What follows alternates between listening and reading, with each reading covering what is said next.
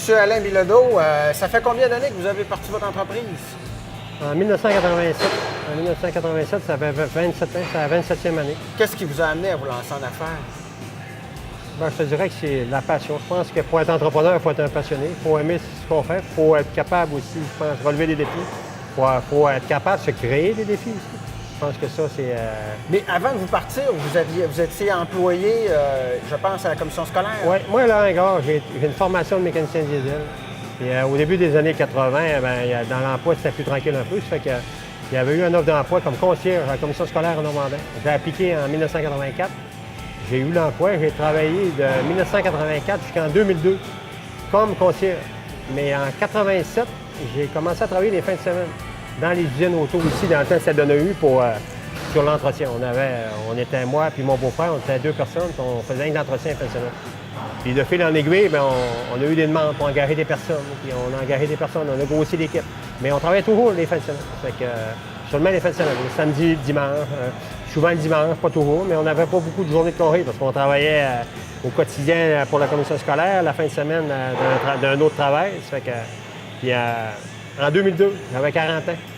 Là, j'ai dit, il faut que je fasse un choix parce que je ne travaillerais pas 6 puis 7 jours par semaine toute ma vie. Fait que là, j'avais un choix à faire. J'avais quand même un emploi qui était routinier, j'étais concierge d'une école. C'était routinier, il manquait un petit peu de défi, un petit peu pour mon tempérament. Ça fait que j'ai décidé d'acheter un petit atelier de soudure. Puis aujourd'hui, je pense que ça fait 8 ou 10 fois que je l'ai agrandi pour en arriver. Au début, on était 2 employés. Et maintenant, on est entre 50 et 60 employés. Ça fait que c'est l'histoire d'un petit gars bien ordinaire qui a cru en lui et qui est allé au fond des choses. Est-ce que vous avez toujours eu cette confiance en vous de dire j'ai une idée, je la développe et je vais de l'avant? Disons que je suis assez tenace dans mes défis, dans mes idées. Je dirais que quand je veux relever un défi, je vais être tenace. Je vais aller au bout de mes croyances. Puis je pense que je suis assez confiant. C'est quoi la principale force que vous avez comme entrepreneur, vous, M. Bilodeau, personnellement? C'est mon équipe. C'est mon équipe. Je pense qu'on n'est pas bon tout seul. Je dis souvent, seul on va vite, mais ensemble on va beaucoup plus loin. Je pense que c'est ça qu'on applique ici. Là. Savoir bien s'entourer de personnes compétentes, des personnes qui sont honnêtes, des personnes qui sont travailleuses. Je pense que c'est important. Le secret, c'est le travail d'équipe. Une bonne esprit d'équipe, un bon travail d'équipe, la bonne entente entre travailleurs, je pense que c'est super important. D'avoir un bon climat de travail ici, c'est super important. Puis je suis capable aujourd'hui de prendre en considération le travail des employés parce que je l'ai fait. J'ai été sur le plancher, j'ai été soudeur, j'ai été mécanicien. J'ai travaillé dans les moulins les samedis, les dimanches, j'en ai fait pendant 19 ans. Fait que je comprends vraiment c'est quoi la vie dans les usines, c'est quoi la vie dans une shop, c'est quoi la vie d'un fabricant, c'est quoi la vie d'un journalier. Je sais c'est quoi je l'ai fait pendant 19 ans. Première salle à dessin. OK. Ouais, ici, on a 4 dessinateurs. Parce que vous faites du sur-mesure, comme par exemple dans Oui, c'est tous des dessins qu'on crée avec des logiciels 3D. On fait la création, on va produire dans l'atelier. Par la suite, aller installer chez le client. OK. Avec la mise en marche et tout. C'est des projets, on fait du custom en fin de compte du sur-mesure. On s'adapte vraiment aux besoins des clients. Tout commence ici dans la salle à dessin avec la prise de relevé, par la suite la conception en dessin 3D. On fait approuver nos dessins par le client, par la suite on fabrique. Et ensuite, c'est l'installation et la mise en marche. C'est vraiment une simulation d'une usine existante qu'on va produire sur dessin 3D pour intégrer les nouveaux équipements qu'on va produire ici. OK. Pour être sûr qu'on n'arrive pas en conflit avec des équipements existants. On fait beaucoup d'aménagements de postes de travail comme ça. C'est un genre d'aménagement qu'on fait pour un forestier. Les autres sont à faire la conception des supports à outils qui vont entrer dans son aménagement d'entretien pour ces machineries forestières. 11 ans qu'on développe ces produits-là, puis on les met en marché, on en vend partout dans l'industrie, dans la grande industrie, là, au Québec, ArcelorMittal, Accor, Rio Tinto. Ça, le principe, c'est de dire le travailleur sait exactement où mettre ses affaires. C'est vraiment... Ça augmente la productivité parce que tu es en ordre. C'est vraiment un repère visuel. C'est un contrôle de repère visuel qui est rapide. Si l'outillère en tant que tel ou l'objet n'est pas dans son support, bien, là, il y a immédiatement un repère visuel. Ça fait que c'est facile de remettre les choses à leur place et ainsi d'avoir un suivi tant au point de vue des outils que de l'inventaire de pièces. Fait que c'est un système qu'on a développé au fil des ans qui est très populaire d'ailleurs. tout cas, vous utilisez vos produits. Hein? Oui, ça, c'est tous des armoires qu'on a fait ici, l'ameublement. Puis c'est des armoires qu'on fait aussi pour les employés. Chaque employé met les effets personnels dans les armoires avec le rangement nécessaire. Mais si je m'achète une nouvelle paire de pinces puis je veux ajouter du stock, ça se fait bien quand même? Oui, c'est ça. C'est pour ça qu'on garde toujours de l'espace disponible OK. pour les futurs aménagements. Comme ça, ici, ici, on a une presse de contrôle numérique qui, avec les dessinateurs en haut, les techniciens, crée des programmes, l'envoie à l'ordinateur au site de la plieuse, puis on prie avec précision ici les pièces à fabriquer. C'est une plieuse. C'est une plieuse, oui. Une plieuse à contrôle numérique. Ce qu'on fait, c'est qu'on dessine on fait nos plans en 3D en haut. On fait faire les découpes au laser. Après, un coup que les découpes sont faites, nous autres, on vient plier. OK. On fait le pliage, on fait l'assemblage, ensuite la peinture, puis après ça, on est prêt à installer nos produits. On applique nos produits à nous autres, fait que il n'y a plus de coque d'outils dans l'atelier. Les employés ont tous amené le coque d'outils chez eux. Nous autres, ce qu'on a fait, c'est qu'on a fait des stations mobiles communes. Fait que tous les employés ont des outils communs qui sont fournis par l'entreprise. Puis à chaque jour, on fait l'inventaire des produits brisés, des produits manquants pour faire des remises à niveau. Les employés vont s'affairer à placer le métal dans le support à métal. Je peux vous le montrer, c'est un support à métal qu'on a développé nous autres mêmes. Ah ouais? Fait qu'on a décidé ça pour le développer. Ça fait que c'est un tiroir qui sort comme ça. Donc, beaucoup moins de travail pour les employés de placer les profils de métal. Puis, il n'y a aucune motorisation, après ça, aucune chaîne. C'est vraiment le poids qui fait l'adhérence pour le mécanisme. C'est simple, mais efficace. Ben, les meilleures inventions sont simples. C'est ça, c'est ça.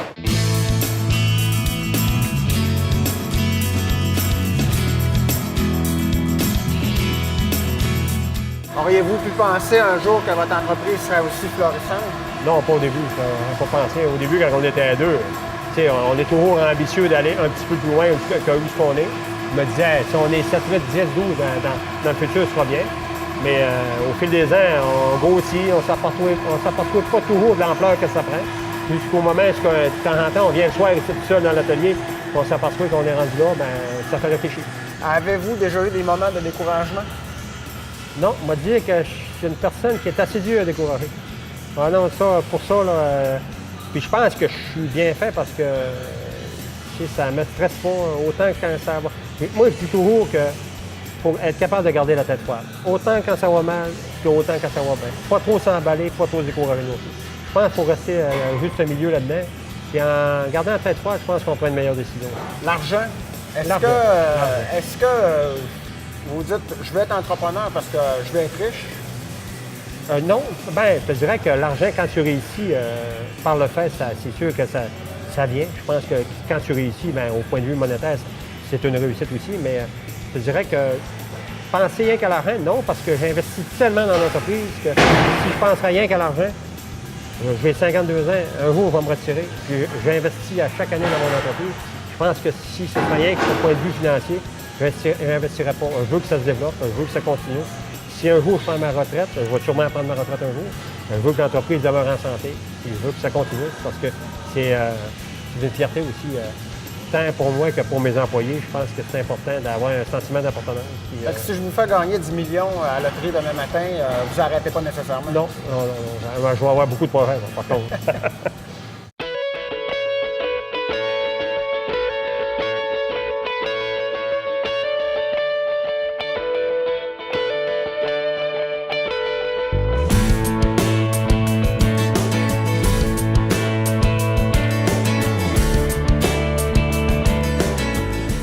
Ça, c'est une ligne de cierge.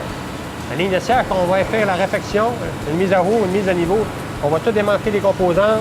On va reproduire la machine à neuf. On va faire une remise à neuf sur la machine. Puis on va réinstaller ça dans une usine de cierge. Ça, on est en train de faire ça pour un client.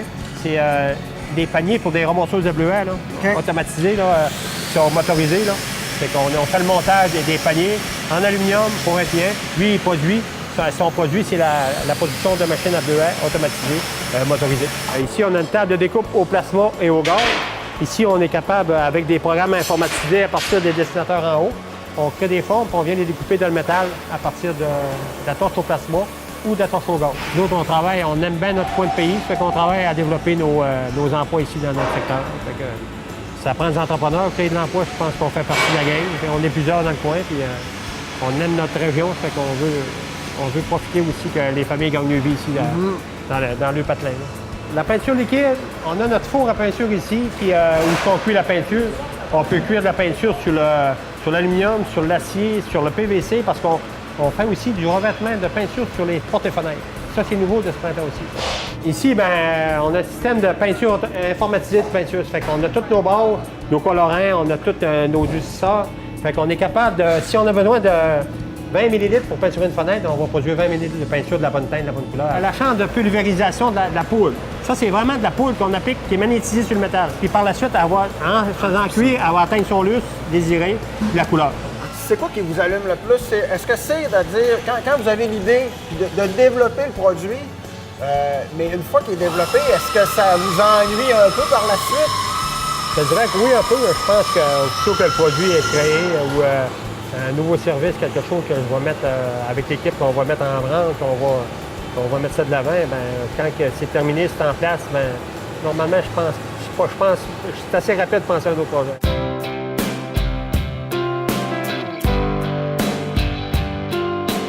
Ce qui me motive à travailler chaque jour, c'est la bonne entente, les travailleurs, les gens qui sont heureux de venir travailler chez nous. Je pense que puis, le service qu'on donne à nos clients, la satisfaction de nos clients, je pense que c'est important aussi d'être en mesure d'offrir des produits de qualité, de répondre aux besoins des clients. On dit, on a un slogan qui dit « fabricant de productivité ». Jamais fabricant de productivité. Je pense que ça fait partie intégrante d'une entreprise qui est reconnue pour la notoriété à travers la province. Je pense que c'est important comme entrepreneur. Le travail routinier, je pense que c'est pas vraiment fait pour moi. J'ai été 18 ans concierge, mais je travaillais les fins de semaine en usine. C'est ce qui me motivait le plus. Je pense qu'un entrepreneur, je pense que d'être entrepreneur, ça ne s'apprend pas à l'école. Tu l'es, je pense qu'il faut tailler la file pour... On appelle ça un entrepreneur de fin de semaine, d'un soir et fin de semaine. Ça permet de faire le saut plus facilement. On accumule un peu de capitaux pour se lancer. Je te dirais que c'était ma rampe de lancement, c'est justement d'avoir deux travails. C'est exigeant, comme je le mentionnais. C'est très exigeant au point de vue de la famille. Je pense qu'on n'est pas toujours présent. Mais par contre, ça te permet de te lancer, de créer un réseau de contacts, un certain réseau de clientèle qui est sécuritaire.